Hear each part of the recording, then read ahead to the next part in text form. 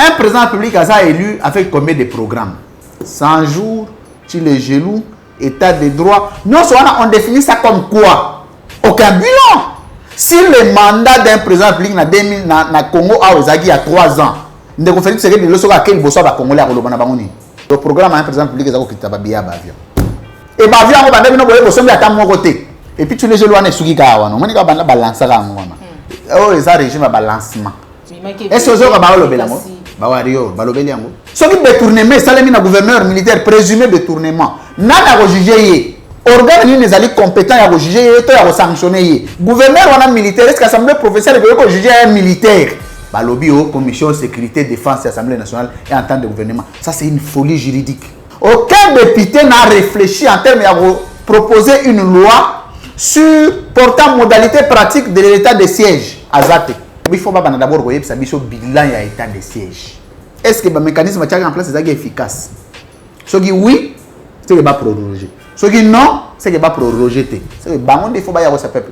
Président de la République a dit que le peuple n'a proclamé état de siège. Mais il y a un peuple qui a peuple état de siège apporté nini na peuple. Ba nommé Tomin Tambwe. Critère à l'imposer que ceux qui comme on a eu Tambwe, Kazadi, Kabongo, aux en a droit aux la nommer. À tous en a eu incompétent. Docteur Moukouen Lobby c'est un ex-rebelle. Mais ba nommé sur base de critères yanine. Il y a régionalisme. Ba lobby ceux qui moutaza ata ça avant mazara rebelle. Vous voyez? Abouma ba congolais. So moni mouto a ennemi ya ndeko na yo, c'est kaza ennemi na yo. Jean-Marc Kabonda a un problème très sérieux à texte à IDPS. Moutabon a zone na repesa ba leçon. Texte à parti. Azala ba un problème à texte à parti. Parti politique, vous avez un problème à texte. Nous avons fait ça leçon, il y a gestion. Dans le régime OEI, Jean-Marc Kabonda, le premier vice-président de l'Assemblée nationale, loi ni va voter à Malonga, aux en intérêt à peuple. Ndeko Jean-Marc Kabonda, s'il veut nous donner des leçons de gestion qui commencent avec Félix Tshisekedi, s'il est sincère.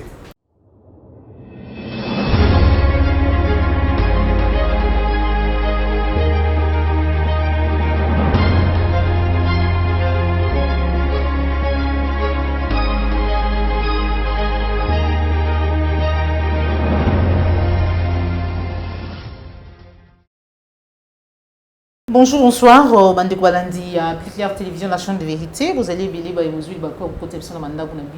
une fois de plus, merci à vous de la confiance. Chaque jour, vous en raté pour renouveler et pas maman jouer comme une équipe Mobimba. Il y a 3W Picliar Télévision, voilà, on a rendez-vous il y a tous les week-ends, mais cette fois-ci, tout ça est en Lelo parce que tu as la caractère et école de vérité, DG à CML 13, ça vraiment ma préoccupation. Moi, au ça la samedi, tout ça est en Lelo.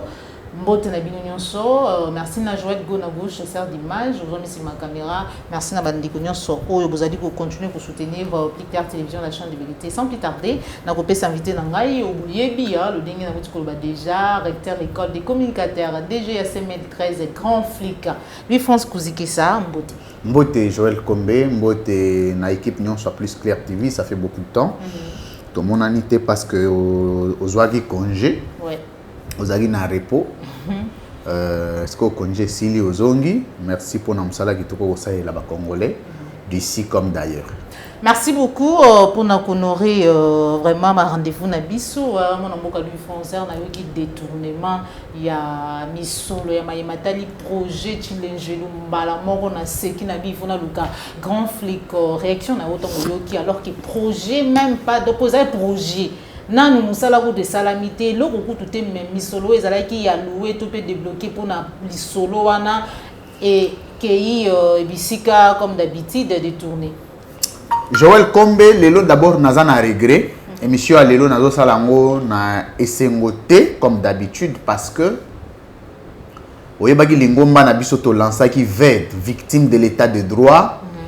Oyobaka obundisa nyonso ezali ko dévaloriser état congolais. Nyonso etaleli ingouvernabilité, ba injustice, nyonso oyo to salaki marche na biso lundi. Na kati ya marche wana pacifique. Comme il a dit gouverneur, comme légaliste, à notre plus grand étonnement, des dispositifs sécuritaires qui déployés, pas nous pour nous accompagner, pour nous traquer, bakangaki ba oyo ya biso, ba membre ya VED. Après 4 jours de détention na inspection provinciale à la police ya Kinshasa ba uti ko transférer bango lelo na parquet. Un Congolais albimi na nzela bi mai ezate courant ezate pauvreté l'équipe biloko zo matatalo bokangi ye batindi 4 jours d'abord à détention après ba ye kotinda ye na parquet. Le Congo lelo il faut Congolais non soyez bagé moyen revendiquer sous droit na yo ezate so revendiquer droit na yo bakangi yo. Voilà pourquoi nazo yebisa ba Congolais que ba arrestation ba agression ba injustice ezali eloko yo ba répression ezali eloko yo koki kozongisa un révolutionnaire simaté. Parce qu'un révolutionnaire vit des convictions. Sinon, le l'autre ko loba kombo Etienne Tshisekedi wa Mulumba te, to ko loba kombo Lumumba te, to ko loba kombo Mulele Pierre te, to ko loba kombo Kwame Nkrumah te, to ko loba kombo ya bateau yon sauté ba Thomas Sankara te, ba Martin Luther King te. La lutte acharnée constitue le seul et l'unique moyen pour servir les idéaux du changement en Afrique. Maman nangai dictature ozana ko installer ko s'installer na mboka na biso pensée unique. Soko telemeli ka ke logo tel ya régime eza bien été esili. Ozana dossier. Soko telemeli ka logo moko ya muke eza problème esili. Mais non. Le loba o ya biso ba ke parquet, biso nyo tozo longo wa tozo kende parquet. Tolande la dossier. Oyo nyonso ko ya. Nous sommes prêts à ça. Pourvu que peuple a la témoin, État congolais a la témoin, il y a oyo Congolais bandi ko vivre na mboka na ye moko, pas à l'étranger. Ce n'est pas bon Congolais à l'étranger, bobé awa bosali makelele. Mais le Congolais qui est en train d'être torturé dans son propre pays, on n'en parle pas. Mais non, mais non. Mboko yo soki tokangi munoko to vandi to perdre yango. Soit tout ça la choix, to bundeli mboka en étant conséquent na oyo non se koki koya, soit to vanda kimia to tika mboka na ba condition kozala. Congolais même ba français même ba gilet jaune. Oyo basali toute une rébellion. Mais bazo vivre na mboka na bango. Mais nous c'était une marche de revendication pacifique. Armée. Ezali constitutionnel au terme de l'article 26 de la constitution. Ils ont garantir droit à manifestation na Congolais nyonso. Et puis na kati ya manifestation wana bakasete, babukite, bayibite, bazokisite. Tout simplement parce que bayebisi biso na la police que ordre outi na haute hiérarchie ya mboka. Parce que bana wana bake parquet. Mais na koyebisa bino que Maman Joël, nous avons une histoire pour ce pays. De répression, des arrestations, tout ça ne nous dit rien. Nous avons un avenir pour ce pays. Nous avons une histoire pour ce pays. Ce n'est pas au nom de l'argent. Ce n'est pas au nom c'est au nom de l'idéal des convictions, au nom du patriotisme, au nom du nationalisme. Il y a eu beaucoup d'arrestations d'abord. Il y a eu place bazate, mais il y a eu ni balé, mais misusu bakangai kangai bango ti lelo bakomi banda na bango on ne sait pas ils sont où bokokenda auto moni bango te tokokenda auto moni bango te. C'est malheureux qu'un Congolais vive cette atrocité dans son propre pays. C'est malheureux. Voilà pourquoi l'ingomba biso to kamba ved et longo na le nationaliste patriote Pascal Nyembo Muyumba oyo to pesimbo te place azali to bunda po na mboka pourvu que voix nabiso ezala entendu, voix nabiso ezala écouté pour que ba dirigeant biso to za contre un individuité. Voilà pourquoi na koyeko ça l'émission Mobimati na suka na web biso teke nani azana basi combien, nani azé longi mabe, nani azé longi malamu, nani azana ni ce n'est pas notre affaire. Nous notre problème c'est la gestion de l'État. Bon pesi au pouvoir ozo gérer lolenge e nini. Wane komi ngambo. Voilà. Merci beaucoup. Mon amour de France, Kouzeke Samoutouna Nangezalaki par rapport à un détournement à 13 millions de dollars. Il y a des projets. Tout bien, on a nos projets Chili. D'abord, Eza Mawa. Un président public a élu avec combien de programmes? Un président est élu avec combien de programmes? 100 jours, tu les gelous, état de droit. Non, on définit ça comme quoi? État de droit. Et zanini, tu les gelous. Et zanini, 100 jours, et zanini. Parce que, na rolinga surtout on a un enseignement sur les fonctionnalités juridiques d'un état. Tout de suite, on peut faire un autre lembi. Le financement et la fonctionnalité de Mboka est dépendant d'un programme quinquennal. Il faut un budget selon le secteur pour 5 ans. Financement. Ils ont un projet qui 6 mois après, pour doubler. Ils ont un projet qui 3 mois, mais quinquennal, il y a 5 ans.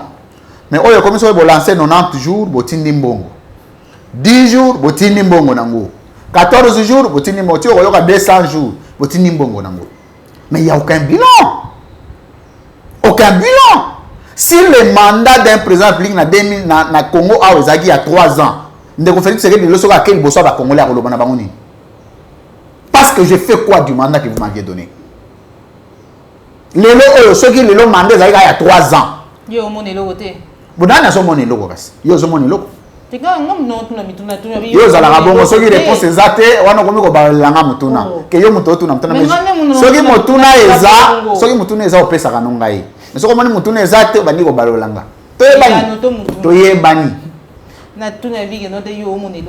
mais bon, ce qui est peut-être bord, aveugle.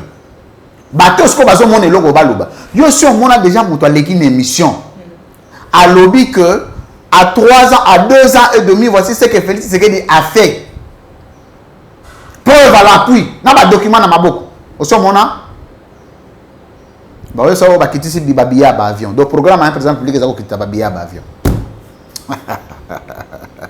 Oh, c'est le bilan. Le bilan il y a gestion il y a mboka. Et ça va quitter Bibabia avion. Et avion on va devenir boye bosombi à mon côté. Parce que bilan ils ont bosombi, ils ont besoin quitter ça va beaucoup titer.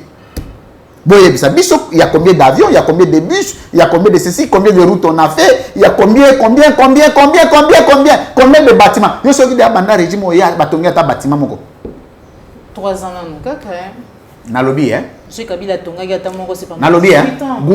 Hôtel du gouvernement le Kabila tonga a combien d'années? Une année. En Kisaki pour bimisa. Il y a 3 ans que c'était. Bon ils ont financé na Chile la joueur. Mais tout solo là quoi? Maman. Na sûr on va mitune za na ya biyanu ndeza yo. Tout solo na boite. Biyanu za te. Wala biyanu za la raté. Yo ozo encaissé ce que ozo financer ozo. C'est muke te. Pona osala bilo. Muke ngo combien? Muke ngo combien? Biso ba congolais to yebaraté maxime la théorie de la maximisation des recettes. Mboka na mboka yeba ke na mois na année biso tozo maximiser autant. Et c'est à la portée du peuple ces informations. Mais les gens qui ont dit que Kinshasa d'abord maximisera combien? Congo maximisera combien? C'est malheureux. C'est malheureux pour notre pays. C'est malheureux.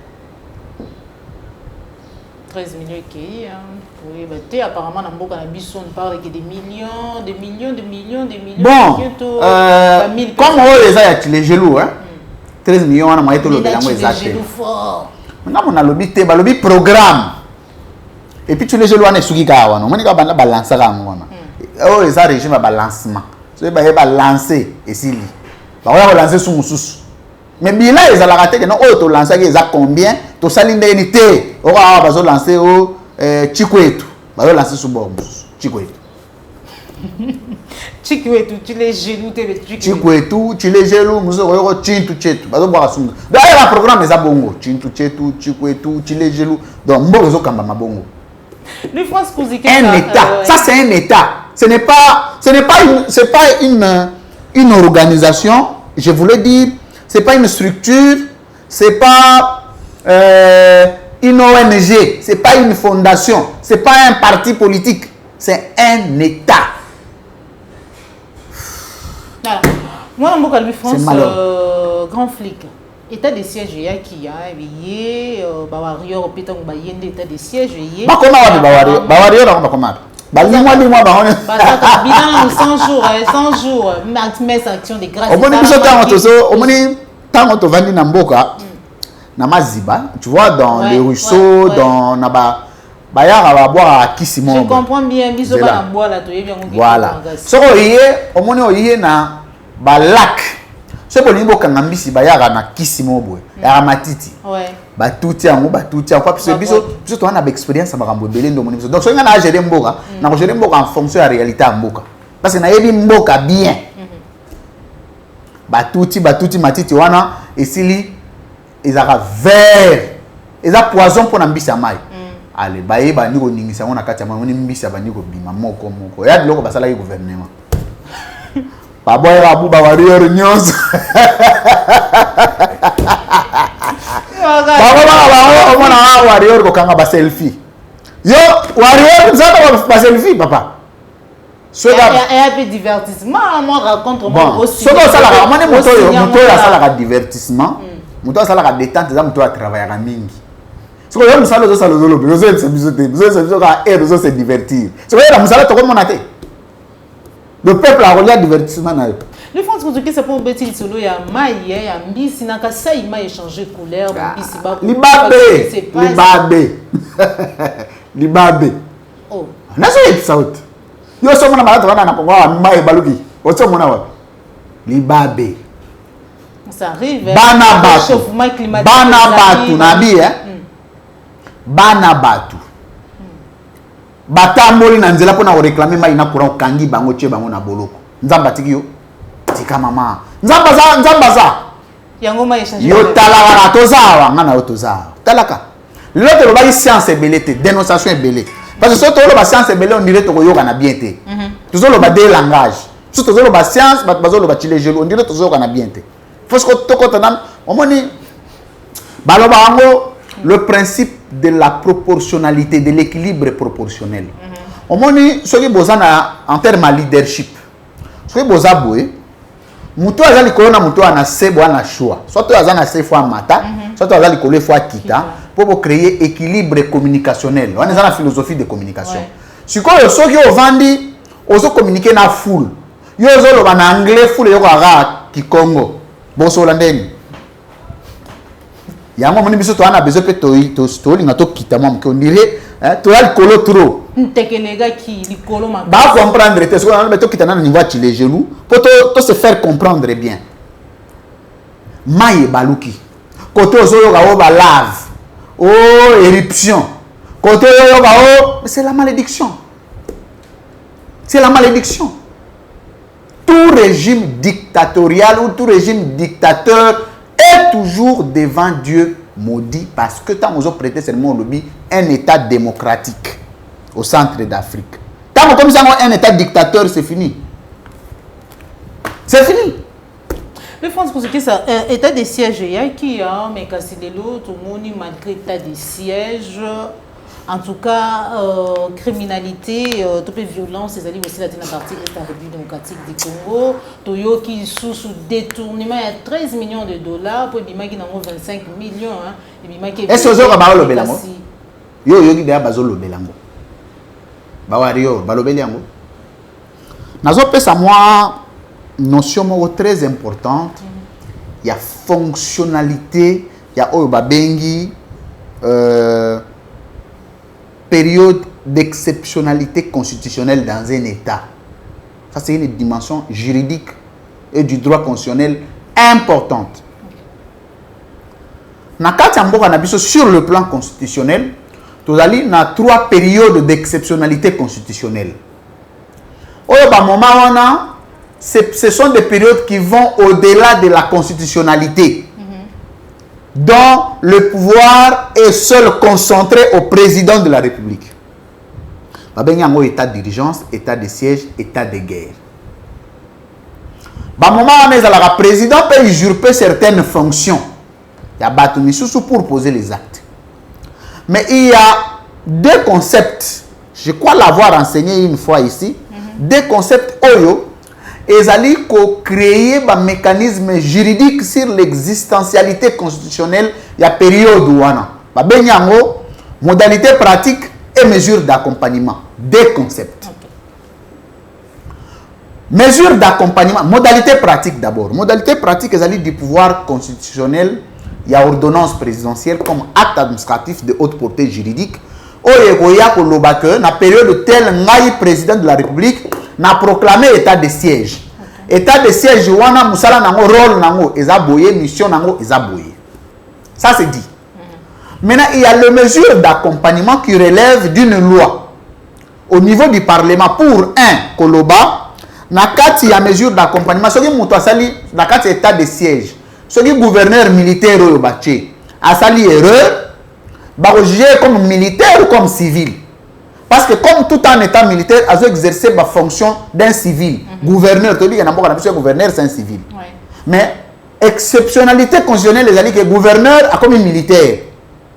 Il faut une loi constituée sous basement juridique pour que le gouverneur ou un sali babu, ba juger ndengenini.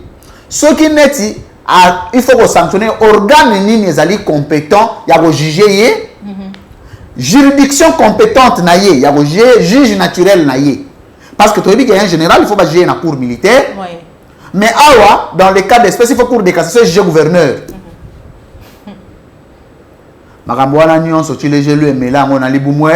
Wow, bah notion en nyons. Na posé la question, awa, na bi, ce qui est un jour détournement, ce qui est un jour, na tout la question, awa.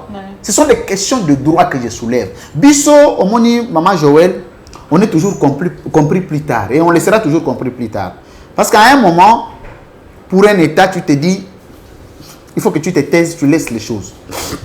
Mais révolte-toi. On va se rendre compte que la question qu'on a posée avant, ce qui détournement, ça l'est mis le gouverneur militaire, présumé détournement. N'a pas jugé.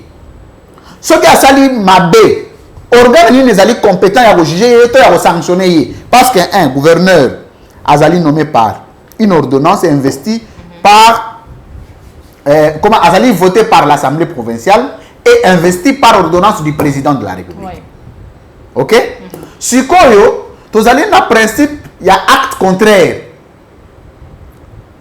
C'est-à-dire que seule Assemblée provinciale, organe délibérant, ils ont le pouvoir d'interpeller le gouverneur. Oui.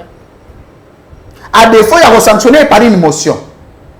Mais les cas échéants, gouverneur azali militaire. Est-ce que gouverneur ou un militaire, est-ce que l'Assemblée provinciale peut juger un militaire? Lelo Oyo, Maramona Lobaki, il y a 2 mois, et il y a Kokisama. Balobi, commission sécurité, défense et assemblée nationale et en temps de gouvernement. Ça, c'est une folie juridique.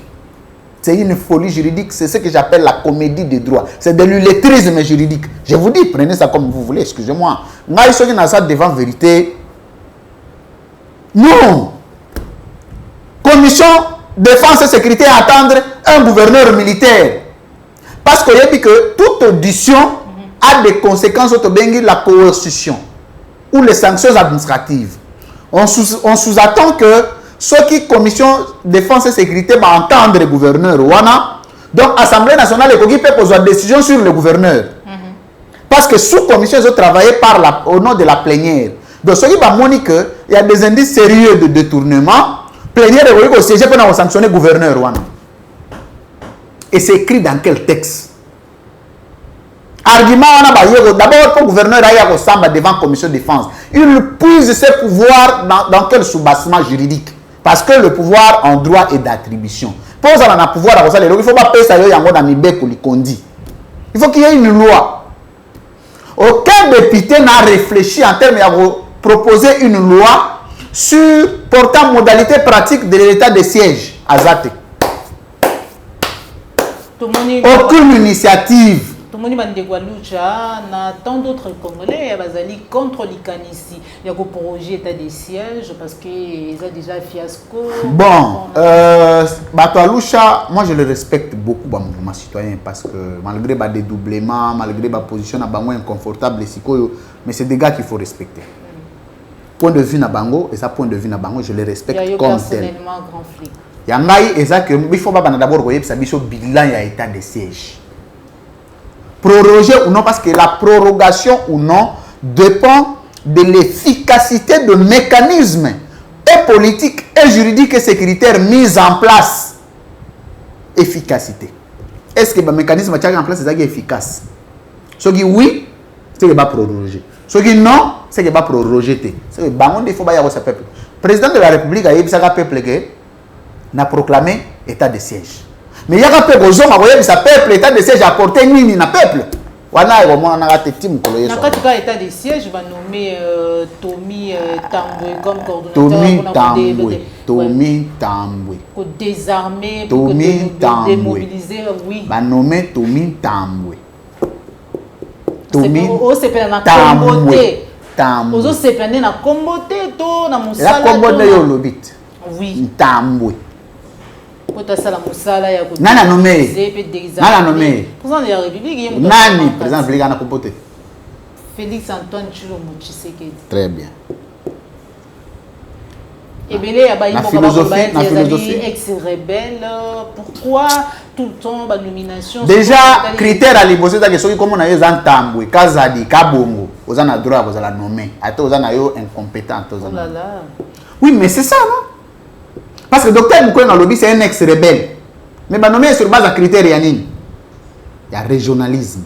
Expertise, mais dans le lobby, hein? Bah lobby ceux qui montent ça avant mazara rebelle vous voyez aboma ba congolais l'ennemi de ton père c'est ton ennemi et l'ami de ton père c'est ton ami so moni muto aza ennemi ya ndeko na yo c'est kaza ennemi na yo o aza muninga ennemi na yo c'est kaza ennemi na yo c'est lui qui est l'ami de ton ennemi et ton ennemi. Alors, moi, je vais faire ça pour finir. Pour tous les gens qui m'ont vraiment rendez-vous et belé. Tous les gens qui ont Augustin Kabouya, qui ont des pèses. Mais il y a c'est ça moutou, il y a moutou na kono, c'est ça moutou na. Pays moi qui sombré dans les chaos. À la musique, on voit des pèses, ils sont à lire où vont les choses. Mboke ko kende mais alors que bango ba ko kamba. Bango ne ba ko lela, ou lien ba tumususu ba lela, bango ne ba ko lela. Analyse, na bébé c'est comment? Oh, c'est émission. De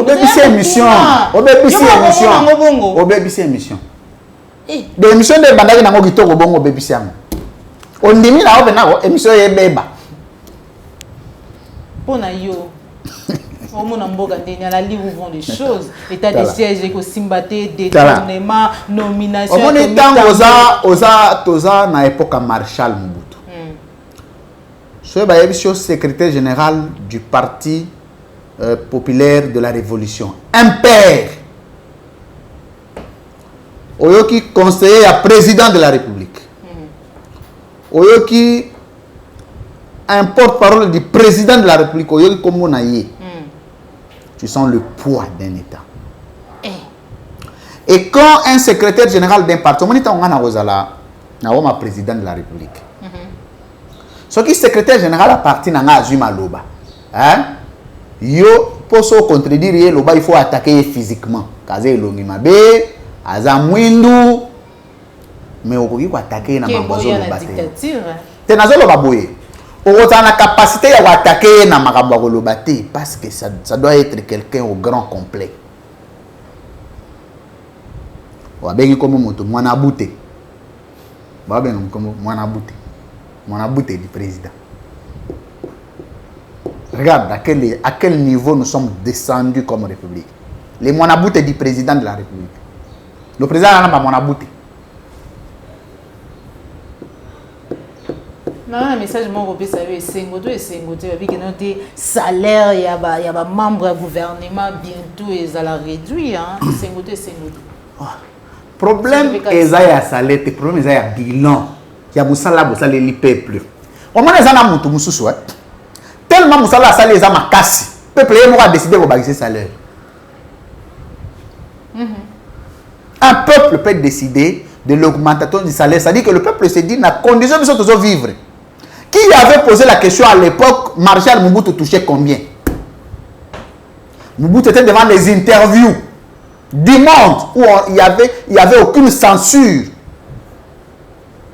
Mais jamais on n'avait posé la question à Mobutu, il gagnait combien? Vous voyez, point. Parce que ce n'était pas une préoccupation du peuple. Ok. Préoccupation à peuple. Nana Tunagi musée a gagné combien? Nana sa Tunanga musée, monsieur le président de la République, vous gagnez combien en termes de salaire? Mais ce qu'on a dit, Namboka, il s'occuper de salaire à battre, c'est que salaire. Bali n'a pas vérifié, il y aura combien par rapport à eux, il y a Zomona. Parce que les salaires des agents et fonctionnaires de l'État ne peuvent pas être des scandales. Le salaire du président ne peut pas être un mythe. Bishop peuple de le président à millions. Ça ne vous coûte rien. Pourvu que Moussala au état du peuple congolais asalango na ndenge longo bani. Peuple a beaucoup na nzala, na gozanga mai ezaka mai ya chocolatée. Parce que na niveau ya mai ya komela bu to longwa. Parce que biso toza na problème mai ya komela. Obi e mai ya komela o bazo produire ngo na Congo te. Ce sont des Indiens, des Chinois, mai. L'eau à boire. C'est des Chinois, c'est des Indiens. Yebisanga de la vandi na mesa oya eloko moko Congo esalaka. To ça l'exercice moko non toke malembe malembe. To ça l'exercice moko facile. Yebisanga monsieur papa ba la caméra. Eloko nini na mesa oyo mobimbo yo congolais Congo esali. Bon, to za mesa te. Bureau mobimbo yo Congo esali. Eloko nini? Mais moi je kuno nje ba deko muto sali azali un congolais pour ya kitoko makasi portrait. Oui, ça dessin. Basali en kasi, tu basali en na Congo. Les baya basali na Congo. Oyo, munyu aluminium basali en na Congo. Na Congo te. Tangelo msusu. Oye pe na no nyoko mi tioke ko kuma ko tangelo ko. Biloko belebele a otiki. Oye ko tangelo ko. Ole tanga mai. Parce que mai doit faire partie na social. Un élément majeur du social d'un peuple. Mai ya romela, l'eau. Maman. Maïs. Donc c'est la vie. Peuple a zana ngote. Mais au lobo ozo diminuer ba tout salaire. État bisonani. O matisa, o kitisa. État bisonani. To si ça. Ba ko teka ni kwa soso. On dit mukwa oya. Ah. Mukwa to soso fati beton de udi ko ya ah. Ngana tu na o do soso maki ngwa carton na yo luka moko. Nzambe. Yemo ou président alia kamote. Yemo ou béton yemo alia kamote. Oh. Alia kamote? A olia mondeni. Président public a olia biloko wana. Ezandeni. Eloko ba teka na wenze e ko ela ndindi. Petit peuple ko tango osoma ngota mona onkele. Bo président ko osoma.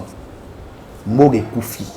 Yango Jean-Marc Keka, yango Biseka. Ba kombo yo tanga wana lo bebe. Argentine Ngobila déjà sans amis na ba députés nationaux, tomoni bango ba telemi balobi ville les allaient gouverner té, ils allaient gérer té ko banda na aéroport kino koto boba immondice salité ba terrasse donc apparemment Argentine okende.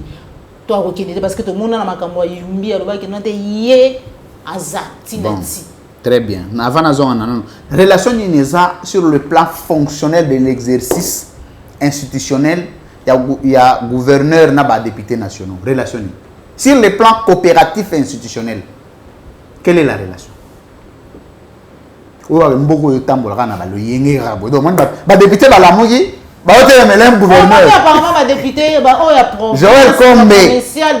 Joël Kombe. Les députés nationaux, la gouverneur, la président. Parce que Bazali ko travail exécutif national. Donc l'exécutif national est sous contrôle du Parlement. Mais le Parlement, il y a le gouvernement national, les a combien? Parce que attaquer le gouverneur. Est-ce que vous imaginez? Il y a le rôle là. Président de la République, a mais la enseignant. Est-ce que vous imaginez, moi, non, la hiérarchisation des institutions, l'architecture organisationnelle des institutions. Maman, on va gouiller en 2028. On va jeter là. Joël Kombe, nous allons battre la rabisso. Tala. On va maintenant à 2 ans, je gère ces pays, ça ne marche pas, je démissionne. Ah, tant qu'on a le goût de ça. Du pouvoir, tapis rouge. Yo kana betelo. O ko maka ovimba kako, ebinde to vimba. Bon lobi que j'entends ngo bilazo ça le logoté. Félix Tshisekedi Osani. Mituna nande na lingaraté. Mituna nande na lingaraté, tout ça l'émission, tout kenaka l'émission. Na lobi boye. J'entends ngo bilazo la logoté pour na ville à Kinshasa. Je suis d'accord. Oui. Mais est-ce que Bazou Koura d'abord ça Félix Tshisekedi Osani?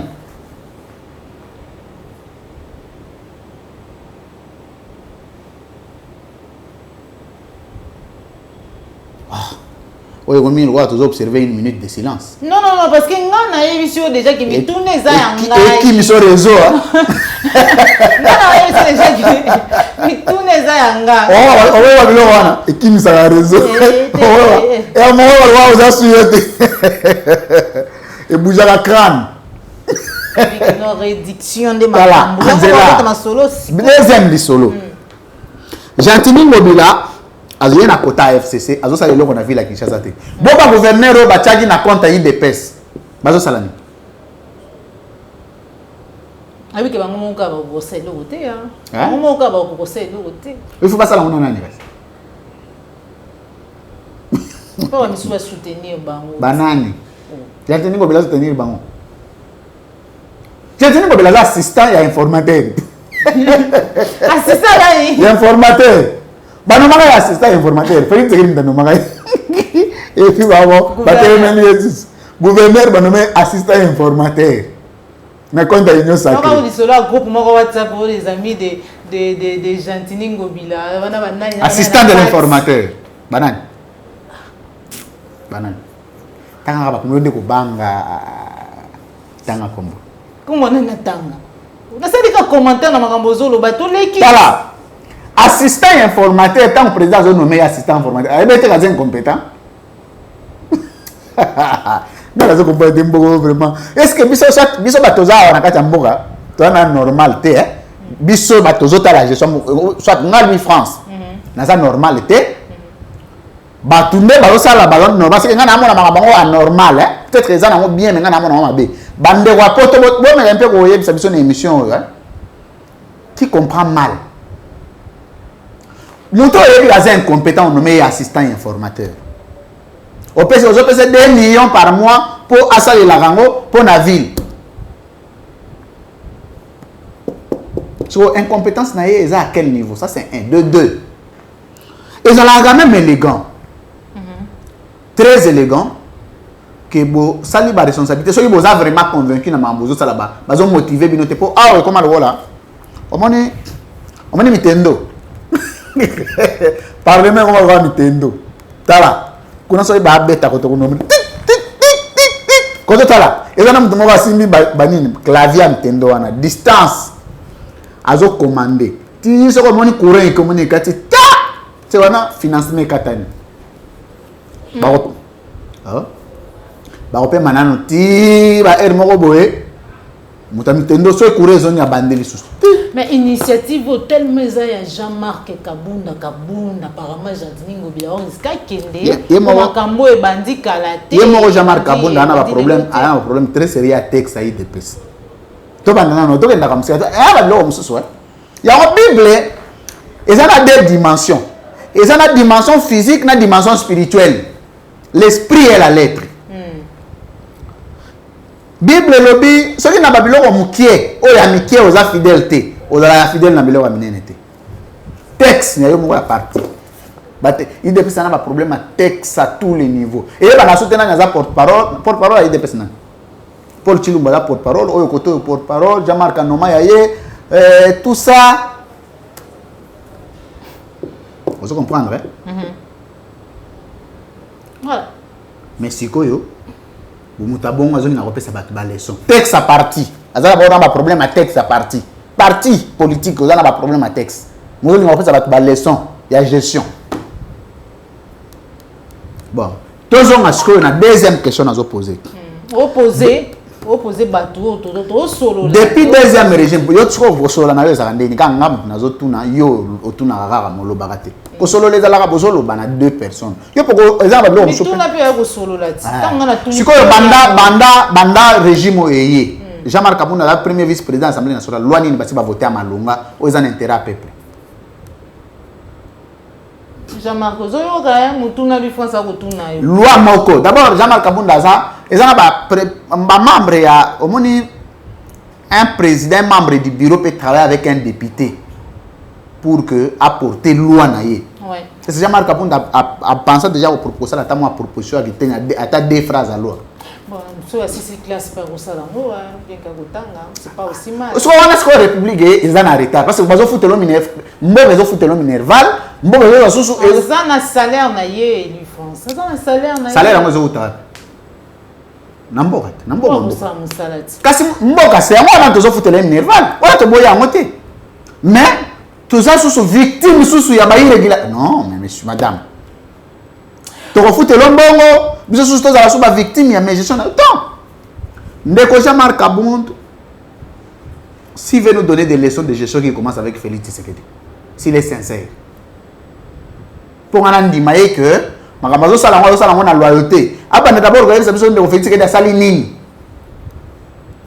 Lui, France, a tout ni mutuna na Jean-Marc Kabound. Et là, il s'est cité. Pour moi, lui, France, que ça finit à rater. Lui, France a fini à rater. Lui, France a ça. Ça grand flic qui peut être. Maïmbe, ça, c'est quoi, il y a une haine.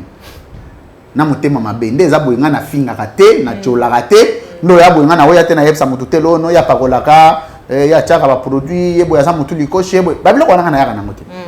Moi je viens avec la science et le nationalisme. Le débat de la rue, je laisse aux hommes de la rue. Na niveau na oya te le na ya ko finga personne Jean-Marc Kabound. Non. Voilà. Mais ngai problème na ngeza Jean-Marc Kabound ya biso Félix Tshisekedi banda yena mboko na pouvoir asali déjà nini. Après, la question n'est pas gentil mobile. Mais il n'y a pas de sauter, il n'y a pas gentil mobile. Non, on est à camouflage. Atika, je suis à camouflage. Atika, je suis à camouflage. Je me rappelle à la première vice-présidente de l'Assemblée nationale. Aïe, les ambitions dans le Parlement, ça ligne. Merci beaucoup pour finir désignation à l'animateur Topé Moukabia Seni et le BC vraiment Baimbo Kebele pour tout zonga vraiment simaté l'autre qui a position il y a PPRD Nanzela il y a l'homme il y a coup sur coup Emmanuel Chadari babi en tout cas Mambutali Mukamamia Seni Topé désignation en tout cas bango bana parti bana donc baza partante. Et ça, la catégorie de Congolais, les bandits de la République. Il faut que vous ayez des Chadari, des groupes, des Pessignon, il faut que vous Congo. Donc, parce que tout ce qui était de meilleurs, ils ont donné. Oh, le Chadar a compris que ministre intérieur, secrétaire permanent à PPRD, boye, nous sommes ça na mutu na ye, na makolo, na libumu, nous sommes ça. Je ne vois plus quelque chose d'extraordinaire venir de Chadari, je ne vois pas. Mais, Makambwa Seni lelo, ce que je vois Makambwa Seni, naloba. Oui. Naloba. Loba. Au moins on a bêté. Oh, non mon a bêté comme monini. Oh, yo finga raté. Ce qui Seni est dans la province Moussous, on est aussi batté. Et dans la province, candidat ya koyuta ikota yi union sacrée comment nena matinda kina candidat koyuta union sacrée candidat yo mususo monsieur bandochela comment Kadima Denis Kadima Denis Kadima pour za candidat union sacrée za Équateur Amuluba a province congolais o bandina so pour nini o bandaka batele melaki amri ekota bandaka balaba Kadima okota te amri bandawana bakomi kofinga mosengo ekoma ambongo boye non mama mboka ana bandi ke ngai ndo zomona nga boye omoni Kikwit na Chikapa c'est le même peuple Bandundu na Kasai c'est le même peuple soko ke na Kikwit ka bata Kasai soko ke na Chikapa ta bata Bandundu ezaka na moment oyo nga na yeko yoka lelo bato Bandundu na bato ya Kasai bakoti en divergence et l'on a niveau politique et comme même physique so yo lingo futela ndako batuni oza muté colonie so za mutabando de muluba kotate so mo za muluba mutabando kotate ça c'est quelle nation on est en train de bâtir bon Dieu quelle nation quel état il faut toyeba que Mboka et la debout voilà pourquoi Mboka pose à la debout et zo dépendre pe na Seni Seni oyo tokocha en place. Voilà pourquoi ils en ont pas combo mususu na Seni et relégaté. Neti combo. Neti Kadima. Relégaté. Kadima relégaté. Pourquoi? Bon bakadima bakozala donc institution ne sera bakadima pour nini omoni soki tolobi yango na ndenge baobenga yango lowa tribalisme babengi yango principe de l'équilibre géopolitique c'est une notion constitutionnelle. On dirait omoni biso soki nalobaki lelo na yalinga sous trop science te po tozoyokana te na kitaki mokie le principe de l'équilibre géopolitique. Équilibre géopolitique ezali nini? La représentativité nationale. C'est quoi l'esprit du constituant? C'est que bikolo nyonso ba province nyonso se retrouver na gestion ya mboka parce que circonscription électorale du président public ça appelle l'étendue nationale. Il n'existe pas un président kassaïen, il n'existe pas un président du Bandundu, il existe un chef de l'État du Congolais. Tellement que bolingi baluba te biso banani biso banani bino bato bolingi bango te biso banani bino bato bolingi bango biso soko banani balingi biso place obebisa ke mission de yango ngana ko loba na tuna omoni natuni nabi biso banani obi bino wana répondre mais tant on a tenu soko biso banani balingi biso wana répondre te. Oui, que non, le peuple Luba, c'est un peuple hospitalier, hein, très gentil.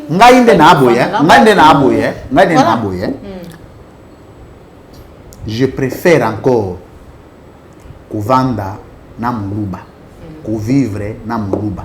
Parce que on est l'identité ethnique. On a toujours cette notion moko ya géopolitique. C'est très important. On dit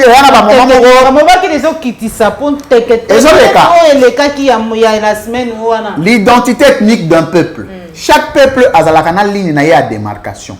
A une particularité mon roboé. Oyebi ke mutabandundu nyonso. Omona ye aza selon bikolo. Bikolo batando nso omona ye moi un peu hautain. Batando nso omona ye a ozala mouchard, autonga tonga bato, trahir via trahison, bandundu. La politique, c'est comme on dit surtout, bandundu. Vous comprenez? Il y a un second moni bato belé basa la trahison na mboko yo, ya ko funda bakanga bato. Ta gizenga, banini, na rendre hommage belé na Antoine Gizenga Fungi le patrimoine, mais yé, moi style wana, eza identité ya peuple. Moulou bagnon ça orgueil vrai mbi atazani lote ozoma déjà mutu azana moto azokumba moto mazo ça mutu mutu babi yoze lote on comprend ça mutu babi yoze lote ba mutu kana pam wana ni le monter ça avion c'est une identité d'un peuple au moins soko kenet na baswahili bazalaka ba hypocrite akola kisako nini boyo nzoka ya porta côté ako bomayo me bozo seka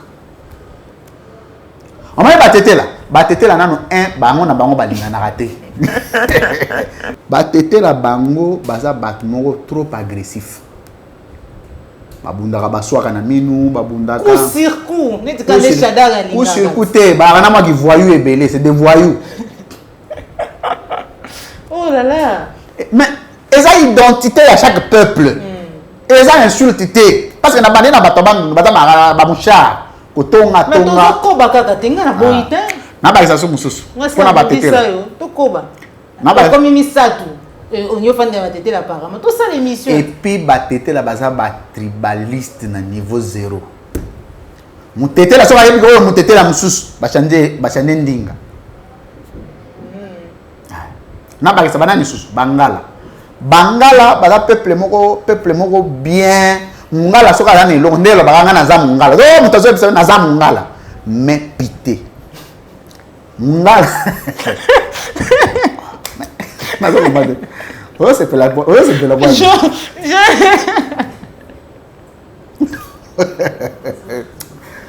na zo komande mais ouais mission de chiter ça là chiter l'émission pité tout ça ouais mais ça na omoni esana mungala mso azala boya tini mwasi na ye yo na lukamba mso be to kolia te yo nga olia yo za mwasi ko lukila na baya ya msusu oye na ngona famille mobima pe bodame ngala Oh, mon azanani. Mon azam tabandu. Ah, Mongala. Oh, c'est quoi? Pité. Wana la répité et bani. Banane susu. Tangasu banane susu. Non, là-bas des scellés hein. Tout ce gata wana je me suis doué. Ba Congo. Ba Congo nde bazana baza esprit ba hypocrite ba mouchard ba esprit mongo boye ka diosha. Mais comment il y a kati ba peuple wana nyonso ya des exceptions. Okuta batabam de baza humble. Okuta batete la baza très hospitalier balingana entre bango oyo baza que hein tu vois au moment na muluba mususu baza humble mais muluba soka baza humble ba uto bongo la mutema wana wana miza ya dif baka so on moni pe mutabandu ndoyo on moni pe mutabandu ndoyo aza musharte c'est ka sambela makasi so moni pe mutete la ndinga ndeko na mingi c'est ka sambela makasi non so moni mutete la te so moni mutete la ndinga ndeko ne makasi puis mutete lo aza tendre il faut ça la mingi ya batete lo yoke a umeli trop na kin mais so awuti ko ya ngambo mutete so mutete la uti ko ya mkolo wana et puis ezana peuple balingana raté et alors mulu bana mutete la balingana raté mulu ba ye ala mutu mo alinga ko mate batu nyonso ko mutete la linga bongo te yango mona batela na balu besimba raté so yika mulu baza place wana so ka mutete la place wana mulu ba ko lobaté bo so lobi basimani na nzoto so balu ba bunda raté balu ba organe na bango eza ya munoko balingana bango makofité so mutete la na makofi na mbeli. Dans chaque état du monde, voilà. C'est toute une étude géopolitique. Et puis, dans chaque peuple, il y a une particularité. On est à un niveau à tribu, au niveau national, on a que Congolais nyonso azalaka gentil. Un Congolais soit comme en France, il dit qu'on est un Congolais. Balamoko, bakomi bande, bakomi bana maman moko papa moko. Basant la solidarité, même dans le mal. Ce qui nous dit à Sali Mabé, même si à Sali Mabé, il va défendre. C'est ça les Congolais. Contrairement à des pays, c'est un diaspora, c'est un bomi indien, mais les Indiens, mais c'est comme il y a une identité ethnique dans chaque État, il y a aussi une identité nationale. Les Congolais ne sont pas Kokana. Quand on a des Indiens, physiologie, morphologie. C'est-à-dire que cette étude, il y a miné la guisara. Il y a un pour ce qu'on président de la République, il faut y avoir que école les Alaraboye, école les Alaraboye, école. Quand on a un président public trop bourgeois, qui liste, groumette, il faut que la président y peuple. Et moi, je moi tourne en Mboka, aucun vrai problème il y a Congo dans ma province. Que nous avons une très longue détermination à gérer Mokoyo dans les normes en 2028. Merci. Voilà mandat de fait. Pour le bataille na polémique mandat fait c'est que signé en 2023. So qui nzambe a sali que ba renouveler un mandat, ils ont droit na mais en 2028 rouge. So qui candidat il dépasse au bimaté. Balwa bacha kabon. Bacha ataka. Moni Kabila chaka shadare. Ala na somo. Kabila vanda kabwe na élection. To conseiller ndeko bokende. Ah! Non. Atinda shadare. Azwe loko. Babe yango sanction populaire. Martin Fayulu nane lo mo. C'est peli. Net na situation d'engagement se planifier en 2023. Hein? Biloko tout régime ça la mabé. Ils ont profité na kabato ba oza ba candidat. Yango moni Martin Fayulu mikolo ya faza na ba stratégie makasi. Il faut ça na bon cabinet aux travailler sur yé. OK. Allo ba trotter à travailler à rendre trop. Il faut faire des déclarations sporadiques, des communications sporadiques. Elle a raté des ordres. Il faut un cabinet organisé. Il y a un pouvoir. Parce que il y a une irrégularité dans l'élection en 2018. Il y a ma casse.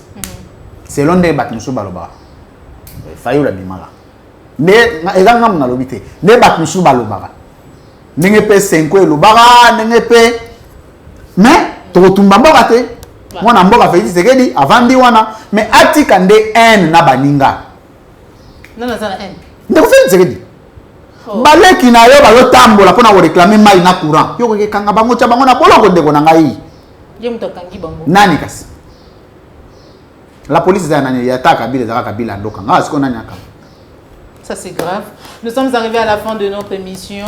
Merci Nabaïnion Sobozala qui vraiment connecté pour nous la émission Vérité de tous côtés. Rendez-vous Nabiso il y a chaque samedi, mais tout ça dans le lelo avant samedi pour être ma préoccupation il y a un grand flic DG à CML13. Émission de l'autre Kitaki hein. Émission de l'autre Kitaki. C'est ma casse. Pour que tu atteindre quand même nos interlocuteurs. Voilà. On a même équilibre communicationnel, proportionnalité communicationnelle.